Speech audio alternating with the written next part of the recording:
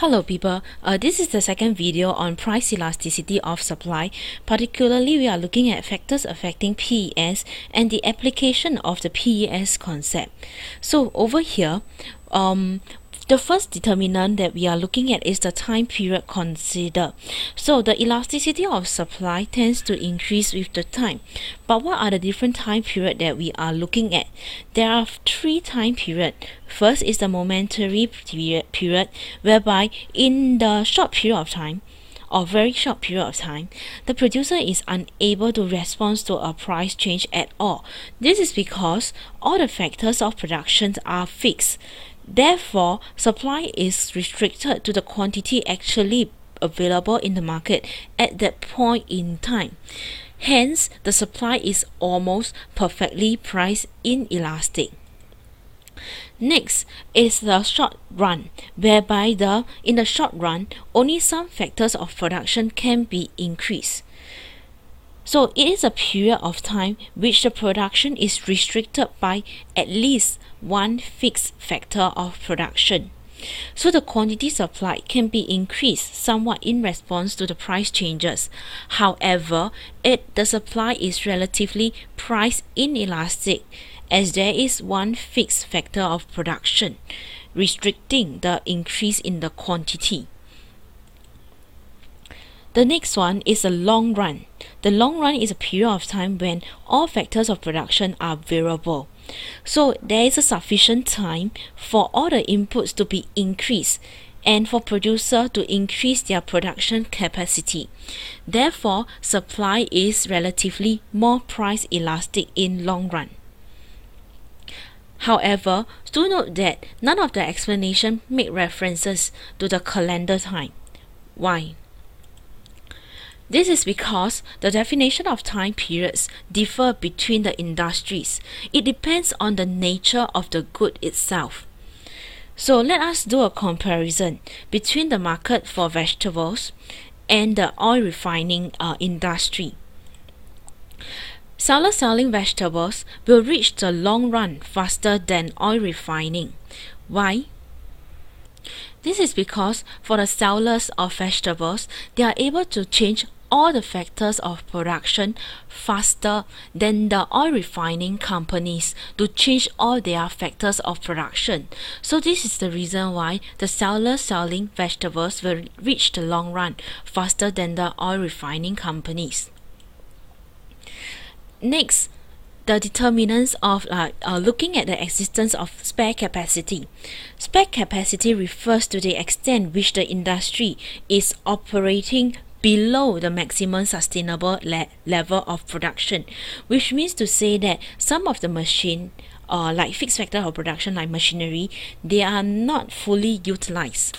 So if there is a spare capacity and variable inputs such as labor and raw materials are available, so it should be possible to increase the production quickly in short run.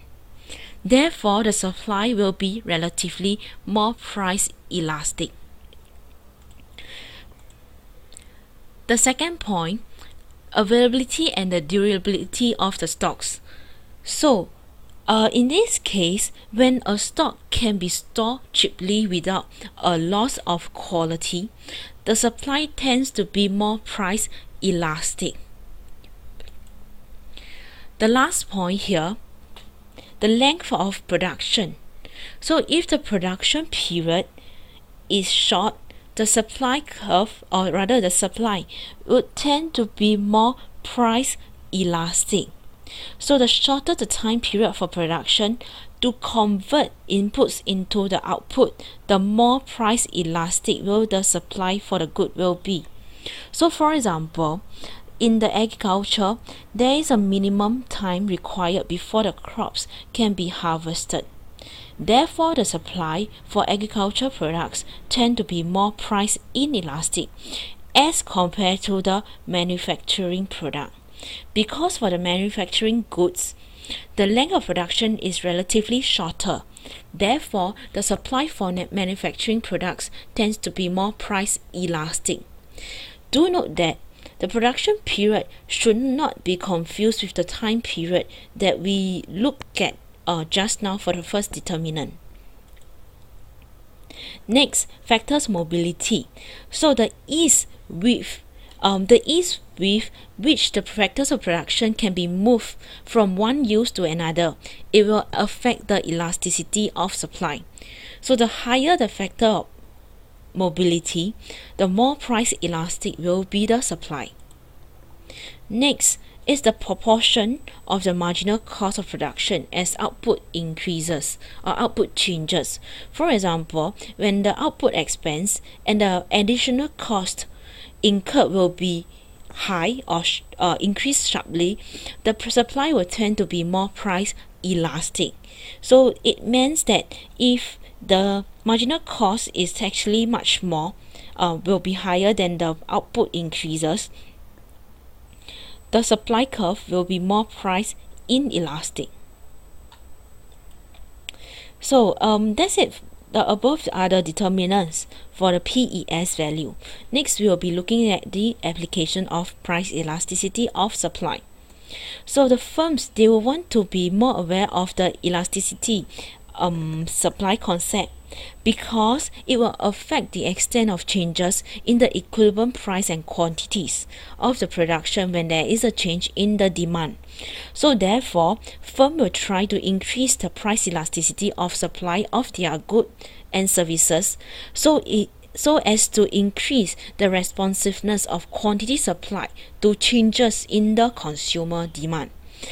Therefore, firms, they can increase the price elasticity of supply by the following methods. First is to increase the spare capacity. So, firm can improve their ability to increase production quickly in the short run. For example, they can ensure that variable inputs such as labor and raw materials are readily available, so that in the event of a sudden increase in demand, they are able to increase their production easily. The second part is to improve their supply chain management. So the supply chain management is a process of planning, the implementing and controlling the operation of the supply chain to be more efficient as possible. So the firm can work on the better coordination and collaboration with channel partners. It could be the supplier or the third-party service providers or the consumers, so as to enhance their responsiveness to changes to market condition. The last part will be having a buffer stock scheme. This is for products that are non-perishable. So products that are non-perishable, the firms can produce more and store the products. So in terms of the low demand, they can store the products, and when in times of a higher demand, the products can be released or taken out from the warehouse to be sold in the market. So these are the three methods in which the firms, when they learn about the PES concept, they can use it to help them to increase the price elasticity of supply. So that's it for this part of the video. In the last part of the video for whole elasticity concept, we will be looking at the limitation of the use of the elasticity concept. Thank you for listening.